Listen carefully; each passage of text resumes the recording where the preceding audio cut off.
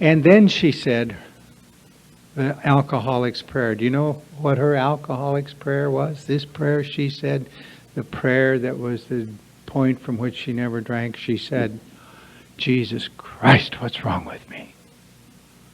That's a prayer. That is a prayer. And I was touched by that prayer, she said. She called it a prayer. God's not boggled by the fact that we take His name in vain. Why? How could He be? What is it going to worry Him?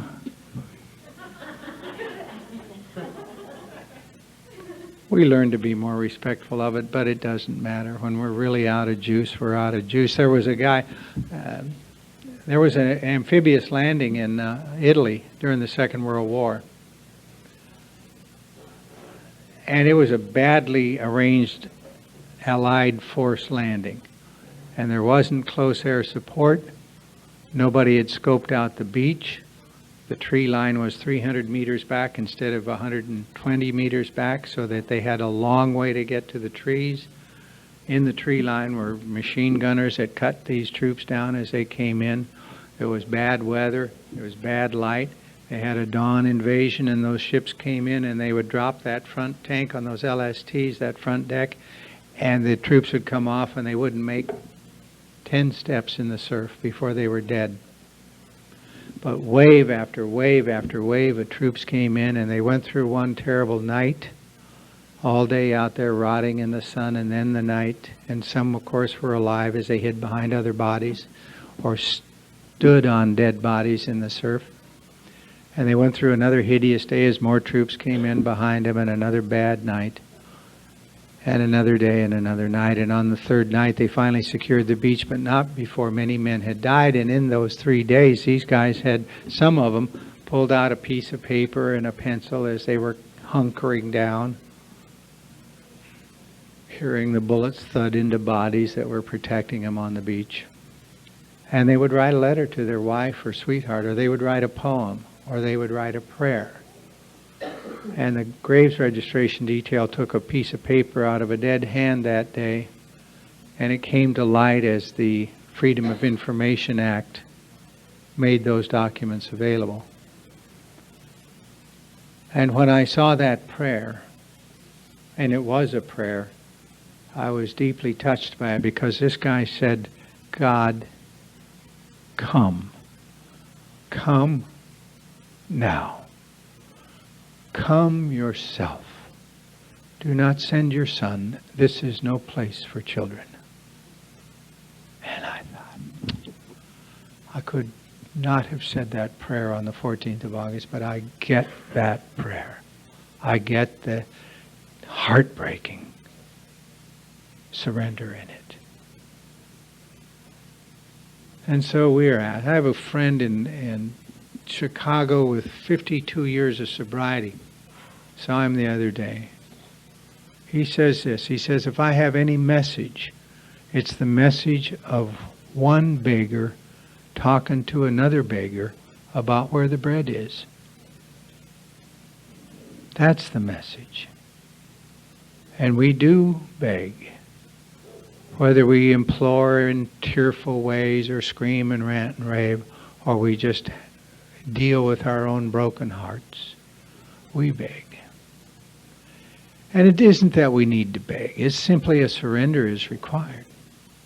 And when I went back through these steps, after trying so hard to run my life, after being so unwilling to recognize that it was unmanageable by me, I became open, and increasingly open, to finally, where am I trying to get my power? What is more important to me than a better relationship with God? Would I redo that? And then, is there any possibility that the great reality is deep within me? And when I got there, I had one more question to answer, and that is this. Is there a place inside me where I can go where God is? That is so pivotal. Seems like it all is just so deeply necessary. But I didn't know it then. But it all is such arranged with such clarity and skill that I finally come to this question. Is there a place in me where I can go, where God is? Well, there was a place in me where booze went that settled me down, wasn't there? Is there a place in me where I can go where God is? And if I went there, what would I find? Would I find what I am so hungry for? Would I find peace? Would I find love? Would I find acceptance? Or am I going to find rejection? It gets to be the biggest risk we take. Because what if He's not there for me? What if it's all a joke? What the hell am I going to do then? I can't drink. The obsession is removed. Where will I go? Just sit in meetings then in the long gray tunnel all my life? I mean, we can't be careful enough about this part of the piece, because we must answer this question. I'm going to tell you, I'm a seeker. I am a seeker. I rejected all that crap in the Church of the Air in Billings, Montana, and I am not in the church anymore, but the church is in me. Oh boy, is it. I'm a seeker. I want the power. A seeker is somebody whose life has been touched by God in such a way that nothing less will ever do. And I think we're all seekers. We seek. And until we find what we're looking for, and we damn near thought we found it, didn't we, with the booze? We almost had it. Oh my God, we almost had it. Oh, wouldn't that have been nice? Oh, we thought the search was over, and it was just beginning in earnest, because we needed so much of that peace. And it caused trouble around us. It broke our hearts and theirs. And now the search is on. I'm out of my own power, and I'm willing to do whatever these guys tell me to do. But there's a huge risk, because what if I can't connect? Then where am I going to go? But I've gone too far now. I've gone too far. You sneaked up on me. You made me do a few of these exercises, and now I cannot stop, because I've tasted the honey.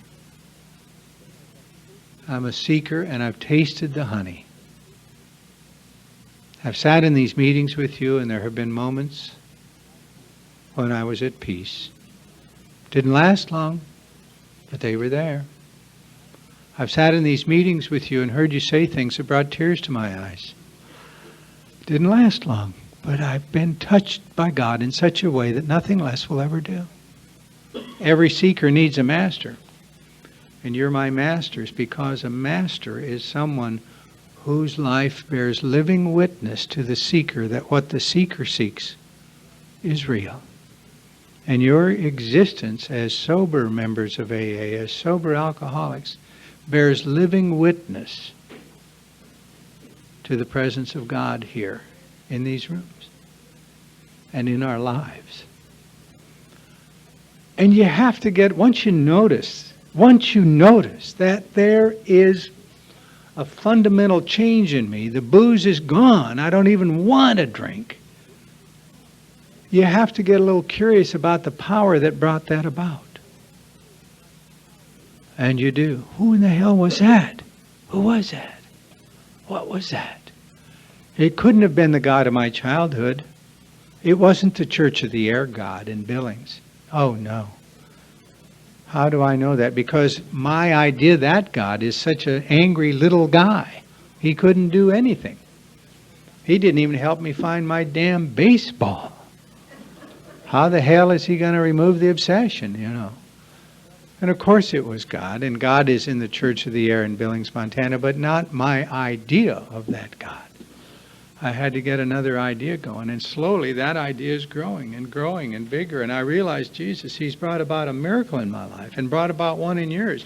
And the reason that I don't really notice the miracles in my life is because I take credit for them. And that's a good way to miss those miracles. Well, I look for miracles today. I see them. I see them. I don't see them all, I'm sure. And probably things I think of as miracles may not even be miracles. But you know what it is? I'm awakening. I'm awakened today to a different thing.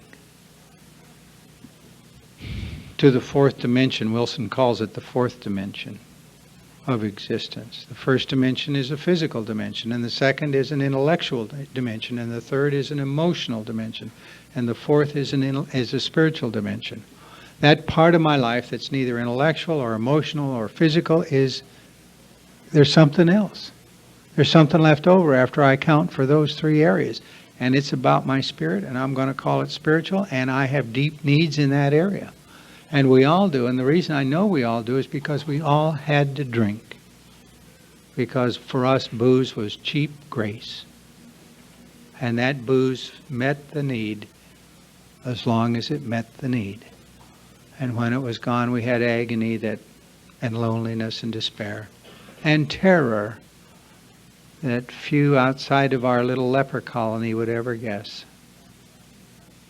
And then we come in here, and then we do our thing. And ultimately, we have to go back to the loving God that made us.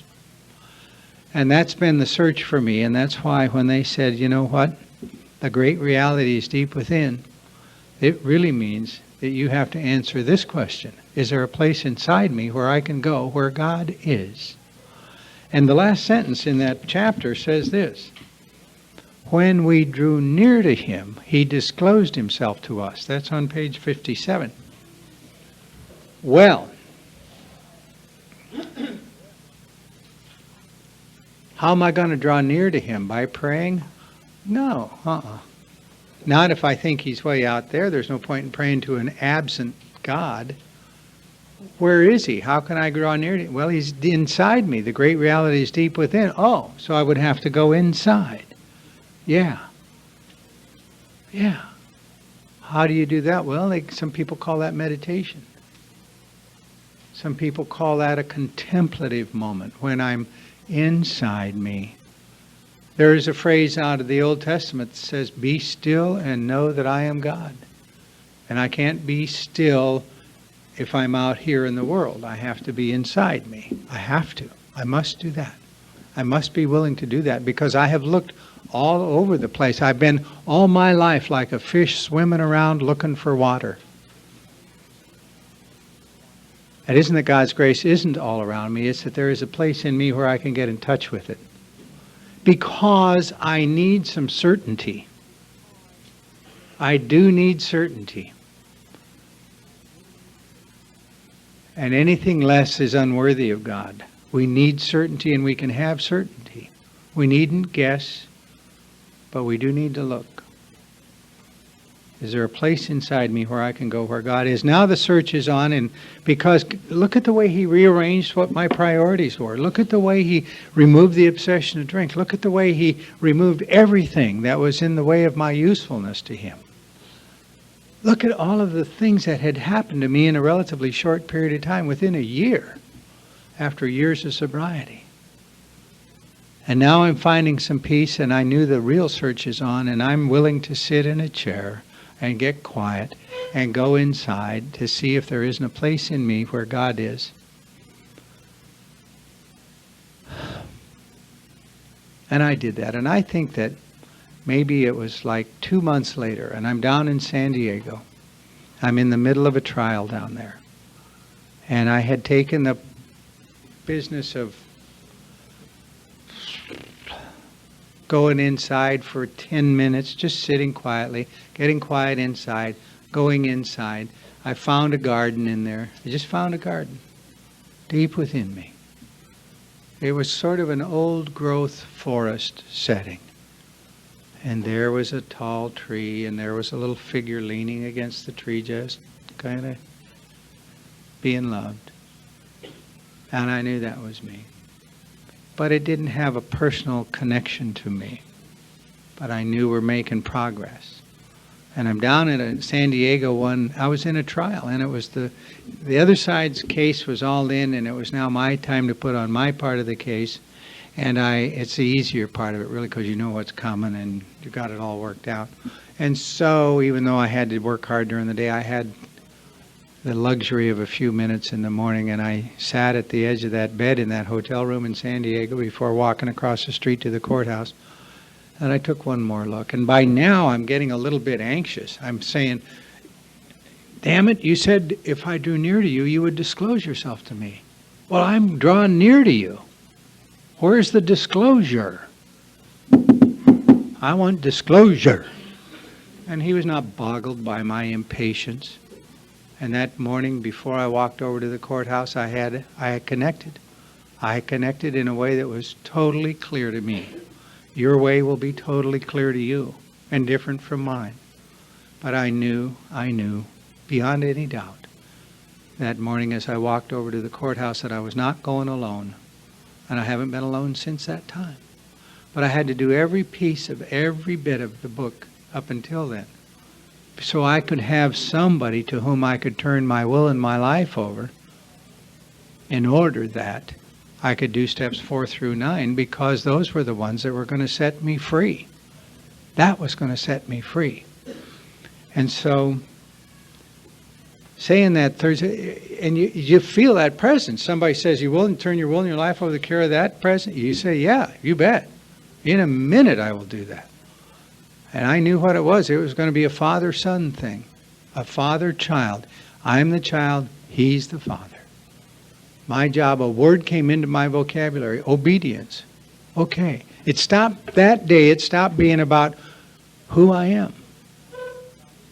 And since then it's been largely about whose I am. Whose am I? Oh, I know. Oh, you bet I know. Yeah, no question. No question. I'm his kid. I'm his kid. Now the process of the exercises to do that third step thing and to say that prayer are pretty much foregone conclusion. I did kneel down with 2 other guys.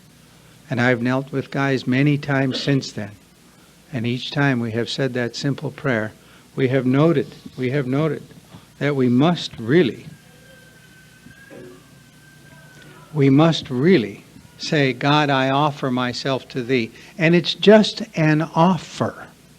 That's all it is. I've never known him not to accept the offer, but all I can do is offer. To build with me and do with me as thou wilt. Relieve me of the bondage of self, that I may better do thy will. Take away my difficulties. What difficulties? My difficulties in letting go. My difficulties that fear causes, that you won't really be there for me. My difficulties with my own character defects. My difficulties with all of these things. That victory over them may bear witness to those I would help with thy power, thy love, thy way of life. May I do thy will always. And there is no amen at the end of that prayer. We don't see amen again until we get to the end of the 7th step prayer, which means that we are in prayer from step 3 up through step 7.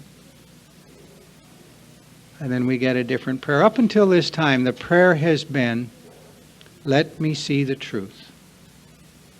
Up until this time we have used, I should say it differently, up until this time we've used that set-aside prayer. Dear God, please let me set aside everything I think I know about you and me and the program and the steps for an open mind and a new experience of you and me and the program and the steps.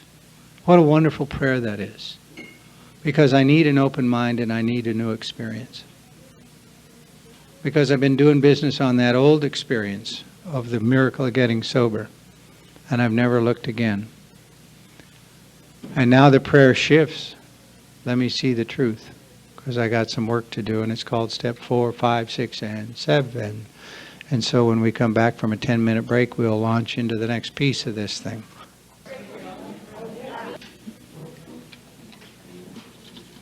All right. I think it might be a good time, and I know this will happen later, but I would like, there's a lot of people that worked hard to put this day together, to bring the food and to set up the room and to do the taping and all of that stuff. And I really thank you very much for doing that. You just did a great job.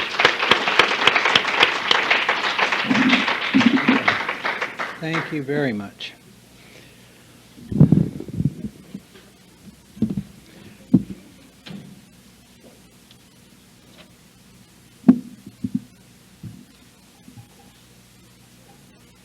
On page 60 in the book, it has these three pertinent ideas. And it's worthwhile noticing that the three pertinent ideas really describe the first two steps. And one clue that that's the case is the next paragraph that says, being convinced of these three ideas, we were at step 3. The first one is that we were alcoholic. The first idea is we were alcoholic and could not manage our own lives. B, that probably no human power could have relieved our alcoholism. And C, that God could and would if he were sought. There was an old biblical quotation about, I think it was a guy that said he was the truth, the light, and the way. And somebody said that applies here. The truth is we were alcoholic and could not manage our own lives. That's the truth. The light comes on when we realize that no human power could have relieved our alcoholism. No human power. And boy, did we try about every human power that would come along. That would go to bed with that. No, I didn't mean to say it that way. That was available for us to worship, to idealize, to put on a pedestal, to be a deity in our lives. No human power was going to get this done, and the way is that God could and would if he were sought, the truth, the light, and the way. And if we're convinced of those three things, and it takes a little to get convinced of it, you can see that the path needn't be long, but I don't believe that any of us just kind of really notices that, because once we're sober for a little while, our egos get active again, and we're kind of back to, well, I can run the show. In fact, I think I got myself sober. In fact, I think I'm keeping myself. So, in fact, I've noticed lately that I am able to keep other people sober. And I own 3 meetings after all, and I'm sponsoring 2,200 people and all of that. And all I'm looking for is a little more power than I would otherwise have. In that page, on page 60 and 61, he gives us a pretty good reason why we might want to turn our will and our lives over to the care of God, because he says basically, my life is a disaster even when I'm at the top of my game. He uses phrases like, all right, here I'm living my life. My motives are good. I'm quite virtuous. I'm kind, considerate, patient, generous, modest, and self-sacrificing. I'm gracious. I admit I may be somewhat at fault, but I'm trying to be kind. I'm managing well, and these are really some of my best moments. Now, what's the problem? Everybody's mad at me. That's the only problem there is. Everybody thinks I'm a jerk. What have I left out of my formula? God. I'm just simply running the show. It's not about thy will be done. It isn't about I have a father. It isn't about whose am I. It's about me. And it's about really, in another interesting way, and he says it in a slightly different sense on one of these pages, if I can just find it. We are at the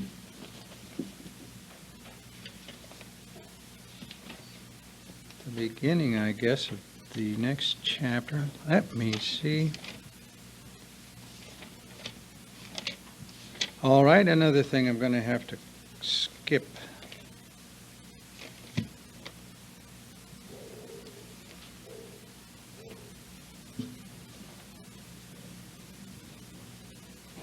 At some point in this text, it says something very interesting. It says if a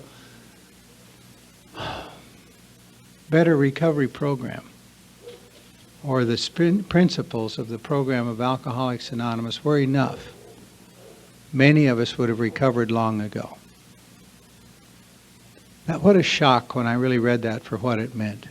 It meant that no matter what group I belong to, and no matter what sponsor I have, and no matter how busy I am in service, no matter how busy I am in unity, if I'm doing it alone, it's not going to be enough. It is not going to be enough, because I have a deep and persistent spiritual malady, and nothing Nothing is going to get that handled except a power greater than myself. I don't have the power to do it, and you don't have the power to do it for me or for you, and there isn't any collective conscience that will get the job done. Oh, we can try to be moral, we can wish to be moral with all our might, but the needed power simply isn't there. The needed power simply isn't there. And that is really a shocking thing to notice. But here's another thing that's amazing. Look at the promises that we have in here. Look at the checklists that are here. On page 50 as an example, it says, these worldly men and women at the bottom have flatly declared that since they have, 1, come to believe in a power greater than themselves, number 2, to take a certain attitude toward that power, and 3, to do certain simple things like the rest of the steps, there's been a revolutionary change in their way of living and thinking. In the face of collapse and despair, in the face of the total failure of their human resources, they found that a new power, peace, happiness, and sense of direction flowed into them, and I have never wanted anything in addition to a new power, peace, happiness, and sense of direction. The only reason I want $1 million in the bank is because I think it'll make me happy. And here I have to give up limited objections. Go for happy. Go for happy. The money will come and there'll be plenty of it, but go for happy. Go for power. Your power? No, no, no. Power that's greater than you. Peace? Yes. Ask for peace. I think if I get the right woman, I'll have peace. No, no, no. If you're a peaceful human being, the right woman will come into your life. There's no question about it. Sense of direction, you want that? No, I want a career. No, no. Get a sense of direction. A new power, peace, happiness, and sense of direction flowed into them. And this happened soon after they met a few simple requirements, which are set out in the book. The steps, confession of shortcomings, leveling of pride, soul searching. All right. So now I have thought this over. I have come to see that there is a power greater than I am that is in me. There is a place inside me where I can go to make contact with this power. I have at the very beginning seen the absolute futility of my life as I've been living it. I have at the very beginning seen that booze is not going to get it done, that there is no human power that's going to get it done, that I cannot manage my life. And I have further come to see that a power greater than myself will restore me to sanity, and I have even gone through that exercise of locating where that power is and also locating all the things that were in the way of that power, everything that I chose to use before I would ask for help, all of the things that were more important to me than a better relationship with God. And that's all been reprioritized, and now I'm at step 3. And I kneel down with another human being and I say that third step prayer, which really is the evidence of something that's already taken place in my life. I have had on several occasions, guys I've been taken through, and we were at this poised to take step 3, and they come back into my office the next time they're there, and they say, it happened to me. I didn't even have to take step 3. I'm on different footing. This is amazing. And then we kneel down and celebrate what already has occurred in this remarkable life. A real amazing transformative experience has occurred simply because we met the conditions in chapter 4. And now we're in chapter 5. And as soon as we kneel down and make that prayer, it says we have to get going, because we want to take another look at the way we have used power in our lives. And so he calls it an inventory, and he gives us some reasons why we should take an inventory, and he tells us exactly what to do. And he starts out in a weird way. Have you ever noticed that he doesn't say, answer 7 questions. He doesn't say, write out an autobiographical account of your life. Those are great ways to do inventories, and I've done those. But he says, list the people you resent. Start there. And I wondered, why start there? What would I... All right, that sounds cute, but why would I do that? And it was explained to me that this is all about power. Who do I resent? I resent people that are more powerful or seem more powerful than me. I resent them deeply. Even a guy on the street in LA that comes up and asks me for a couple of bucks, at that moment has enough power to make me feel weird. And he goes on my list. All the women in my life had more power than I did, because they're the gatekeepers. And then he asked me to make a list of fears. Who do I fear? Well, it doesn't take a genius to make that leap. I fear people that are more powerful than me. And then he asked me to write a sex inventory. Why? Why? That is not, incidentally, about small farm animals, really. You can include all that, but it's about something more profound than that. It's about what are all the ways, as I said earlier, that I have used sex for power, that I've tried to extract power out of a situation that's not a legitimate source of power. So it stays all about power. See, I'm a power seeker. I tried to get power out of every area of my life except going to God for power. And the turmoil and the obscenities and the upset and the weirdness of my life is all about a powerless human being that wants power. I knew when I was 5 years old that I am not big enough for this life. Did you know that too? Did you know that you try as hard as you want to, your parents are not coming back together? Try as hard as you want to, your big brother is not going to stop aggravating. Try as hard as you want to, your little brother is not going away. I couldn't believe it when the penny finally dropped. My mom said, I'm going to bring a baby home from the hospital. I said, great. But I had no idea she intended to keep that thing. And when you figure that out, man, is that aggravating. Because now my mom has given that kid all her energy and love and attention, and my mom is lost to me. And I worked out, I'd go in, they even had, you won't believe this, I'll tell you how bad it was in our home. They even had a little room set aside for that kid. Is that something? Had its own little, they call it a crib. You've heard of them. They keep kids in there. I didn't want that kid around. Because before that kid was there, my mom gave me a lot of attention. Now the kid's there. And so I've got a solution. And what is my solution? You may ask. Thank you for asking. Get rid of the kid. And so I would go into the little room and give it a rap on the head and try to encourage it to move out. And of course, my mother caught on to that pretty fast, followed me into that room one day and saw me hit that baby on the head, picked me up bodily, and threw me out the door. And I hit the wall on the other side of the hall. And before I hit the wall, I knew she didn't love me. I knew my mother didn't really love me. I don't know how I knew that. I just knew that. And before that, I knew I adored my mother, and I knew she adored me. I was her favorite, from my point of view. And now I knew it's all over. She betrayed me. She lied to me. She pretended she loved me. She didn't love me. She never loved me. I felt so foolish. I felt so angry. And she and I went to war after that, I'll tell you. Oh, God bless me, I was mad at her. Years later, 2 or 3 years would go by, and now I'm old enough to be mowing the lawn, and she could get me to mow the lawn, but she had to beat me with an electric cord. And she'd lay that thing to me, and I'd finally go out and mow the lawn. My dad was in the war, and things were weird around our house, and everything had gone bad, and it was just hideous.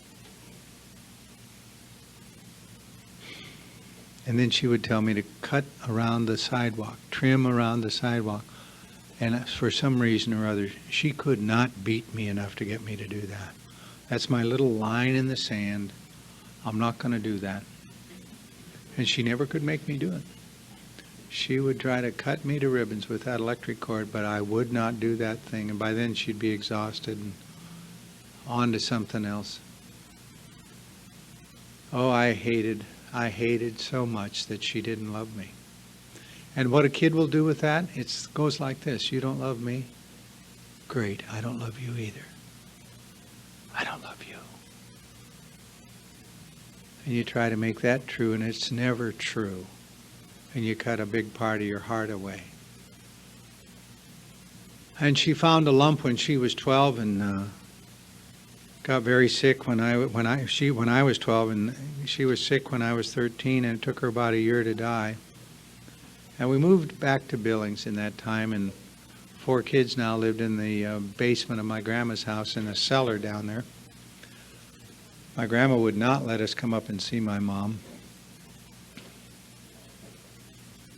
And one morning in the spring, that my grandma opened the door to the cellar and yelled down to us. She said, "Your mother died last night. Are you going to go to school or not?" And I thought, well, screw you too. And I stood at the grave at the low-rent part of the cemetery in Billings 4 days later, and they threw dirt down there. I didn't cry. You don't love me? I don't love you. I don't love you either. But I stopped breathing deeply that day. And I had never become big enough to heal her. I'd never become big enough to get past the fact that she doesn't really love me. I'd never become big enough to do anything. But there was something that made me big enough, and that was something I discovered 2 years later. I'm at a party after a football game in high school, and somebody gave me vodka, and I started breathing deeply again. And I finally found it wasn't the money I could steal, it wasn't the candy, it wasn't the lies, it's vodka. That's what makes me big enough for this life. Oh, I worked that as long as I could. I started drinking when I was 16 at a party, and when the party was over, I was 29 and living in a shed in Glendale, and the party was over. And a bail bondsman brought me in here. But the real search was yet to begin, and then it began. And so, how are all the ways that I tried to get power? How are all the futile ways? What are the ways? Who are the people? And so Wilson has me start with list the people, institutions, and principles with whom you are angry. Who are you mad at? Well, I'm mad at my mom. I'm mad at my dad. I'm mad at my grandma. I'm mad at the minister at the Church of the Air in Billings, Montana. I'm mad at my uncle that was a missionary in China. I'm mad at practically everybody I ever saw. I'm really angry. And it had been a state of crusted over anger for so long that it took a little getting in touch with how deeply angry I was. I'm mad at my twin brother because he could always aggravate me, beat me up. I hated it that he could beat me up. I'm mad at everybody. And it said, just list those people, and then what institutions? Well, I'm mad at the Marine Corps. I'm mad at the dental school at the University of Oregon. I'm mad at the IRS. I'm mad at the institution of marriage. What principles are you mad? I'm mad about the principle of you have to pay the money back. I'm mad about the principle of fidelity. That pisses me off. I'm mad about the principle of saluting my superiors. That makes me mad. I'm mad about whatever. They're just what principles, institutions, and individuals that I'm mad at. And it's just a column. It takes an hour to write it. That's all. And then you write it, carry a piece of paper and a pencil with you around for a couple of days in the car. Oh, yeah, I remember that. Oh, that little girl in the red sweater that snitched on me when I was in the 2nd grade. I'm really mad at her. I don't even know her name. That bitch hurt me. I mean, we carry these with a lot of poison in us, and we don't let it go. No such thing as forgiveness with me, boy. And then what do I have to do? I have to take a look. What is it that made me angry? Why am I angry at my mom? I'm angry at my mom because she loved my sister more than me. I'm angry at her because she betrayed me. I'm angry at her because she pretended she loved me when she didn't. I'm angry. This is little boy stuff, and now I know better than this.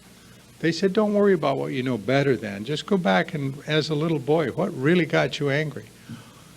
I'm mad that she didn't give me the money. I knew she had money and she would pretend she was flat broke.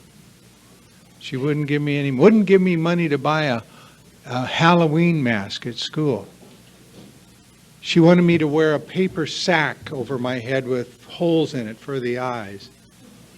Are you kidding, Mom? I can't go to school like that. We're in the 3rd grade, and I know that every kid in the school is going to come with a mask. I refused to go with any mask. And I got to school that day, and every kid in the class had a paper bag over his head with the holes cut in the eyes. But I knew my mom was keeping money from me. Nobody had any money. We were dirt poor, and so was everybody else. But it wasn't about having no money. It was about my mom mistreating me. She stood no chance with me. And I treated her badly as a result.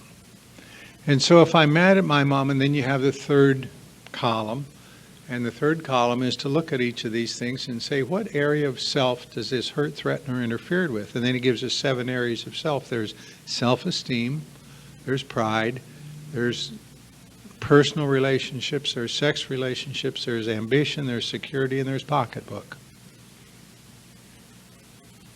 And it has to all be written out. It says, write it down and look at it. So I'm mad at my mom because she loves my sister more. Does that hurt my self-esteem? Yes. I'm somebody that should be loved more than any other person on earth. Does that hurt my pride? Yes. My sister should see that my mother loves me more than she loves her. Does that hurt my personal relation? Yes, my friends should love me more than anybody.